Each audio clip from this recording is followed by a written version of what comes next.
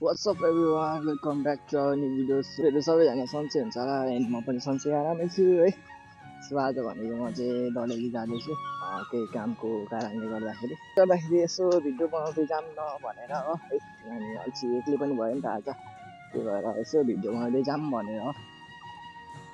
So है अब कतिले त भन्छ पब्लिकमा भिडियो किन बनाउँदिनस् भनेर भन्छ है।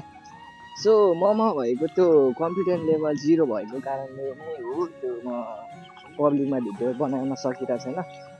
सो त्यस्तै छ है, अब अलिक दिन मिहिनेत गर्दै गएपछि आफै कन्फिडेन्ट लेभल बढ्छ अनि चाहिँ कन्टिन्यू आउँछ होला त्यो पब्लिकहरूको भिडमा पनि।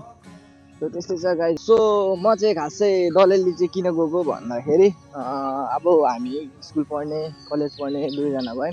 सो बहिनीले पनि एउटा साइकल चाहियो, मलाई पनि साइकल चाहिने भयो। घरमा चाहिँ दुईवटा साइकल छ, एउटा रेन्जर छ अनि एउटा नर्मलै छ। रेन्जर चाहिँ अलिक बिग्रिरहेको छ, त्यही भएर त्यसलाई बनाउन पनि धेरै पैसा लाग्ने भयो नि त।